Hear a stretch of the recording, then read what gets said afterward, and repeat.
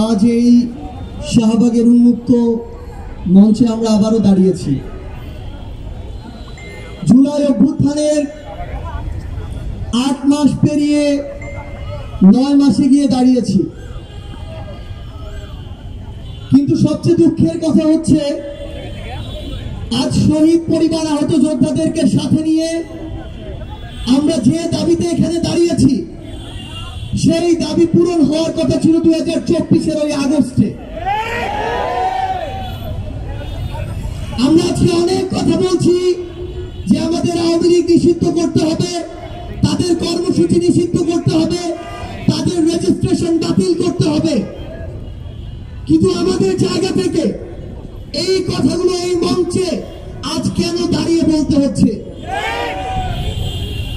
আজকে যদি আমরা এর পিছনে সরাসরি কারণগুলো দেখি, আমাদেরকে এই আওয়ামী লীগ নিষিদ্ধ না করার জন্য বিভিন্ন মহল কি কি কারণ দেখাচ্ছে, পায় তারা দেখাচ্ছে। তারা আমাদেরকে শোনায় যে বহির্বিশ্বে তাদের ইমেজ ক্ষুণ্ণ হতে পারে।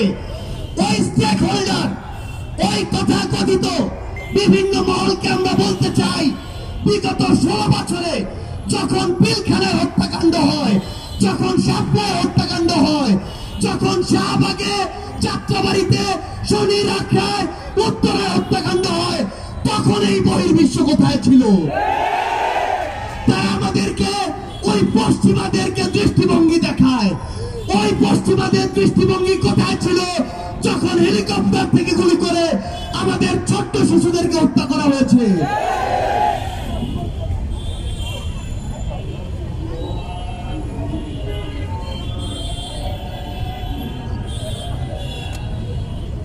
কারণ দেখানো হয় কিছু মহল থেকে যে যদি এই বাংলাদেশের আগামী নির্বাচনে আবার আওয়ামী লীগ না আসে তাহলে ওই ভারত কি নাকি মনে করে বসে, যেহেতু ভারত আমাদের 3 দিকে আছে।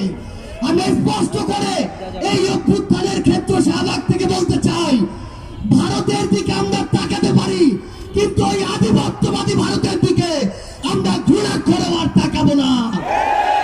যেই ভারত এতগুলো খুনের হুকুমকারী ওই খুনি হাসিনাকে আশ্রয় দিয়েছে, সেই হাসিনাকে এই বাংলাদেশে ফেরত দেওয়ার পূর্ব পর্যন্ত ভারতের সাথে বাংলাদেশের সম্পর্ক স্বাভাবিক হতে পারে না।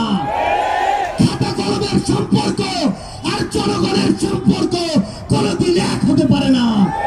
আমরা ভারতকে স্পষ্ট করে একটা কথা বলি, বাংলাদেশের সাথে যদি প্রতিবেশীর সম্পর্ক আগামীতে তারা দেখতে চায় তাহলে যে সকল খুনিকে তারা ওই জায়গায় আরামায়েশের স্থাপনা আবাসন দিয়ে রেখেছে তাদেরকে বাংলাদেশে পাঠাতে হবে এবং বাংলাদেশের মাটিতেই তাদের এই বিচার হতে হবে। আজকে থেকে 10 মাস আগে বাংলাদেশের অধিকাংশ মানুষ তাকিয়ে থাকতো কখন বাংলাদেশকে বিভিন্ন জায়গায় স্যাংশন দেয়া হবে, কখন আমেরিকা হস্তক্ষেপ করবে, কখন হাসিনা মারা যাবে, কখন পরের ইলেকশন আসবে, তারপরে তারা মাঠে নামার প্রস্তুতি নিত। কিন্তু যেই ছাত্র জনতা রাজপথে নেমে জীবন দিয়ে এই খুনি হাসিনাকে দেশ ছাড়া করেছে, তাদের জীবনের এই যে হত্যাগুলো, এগুলোর বিচার হওয়া পূর্ব পর্যন্ত বাংলাদেশে অন্য কোনো কিছু নাম নেয়া এই অন্তর্বর্তীকালীন সরকারের মুখে মানায় না।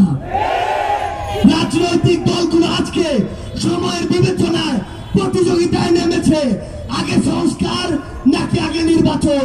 মাথায় স্পষ্ট করে ঢুকিয়ে রাখুন, সংস্কার নাকি নির্বাচন, এই খেলা বাদ দিয়ে প্রতিযোগিতায় নামুন যে সবার আগে হতে হবে এই হত্যাকাণ্ডের বিচার।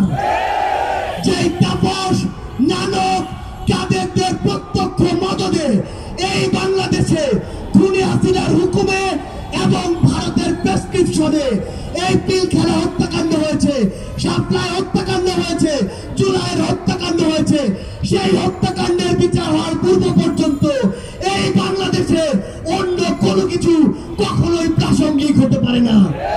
সকল রাজনৈতিক দলের উদ্দেশ্যে একটি কথাই বলবো, এই যে জেনারেশন, এই জেনারেশনকে ভয় করুন, এই জেনারেশনকে ভয় করুন।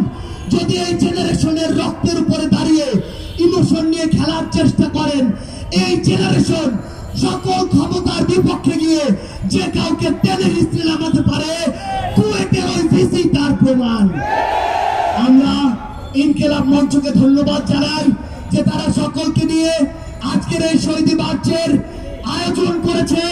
এই মঞ্চের সকল শহীদ পরিবার, সামনে থাকা সকল আহত যোদ্ধাকে সামনে রেখে একটি কথাই বলি, এই অন্তর্বর্তীকালীন সরকারের সবচেয়ে বড় লেজিটিমেসি হচ্ছে এই শহীদরা, এই শহীদদের হত্যার বিচার করার পূর্ব পর্যন্ত এই অন্তর্বর্তীকালীন সরকার যদি অন্য কোনো কিছুর চিন্তা করে, তাহলে তারা তাদের সারা জীবনের এই রক্তের দায়বদ্ধতা কখনো এড়াতে পারবে না।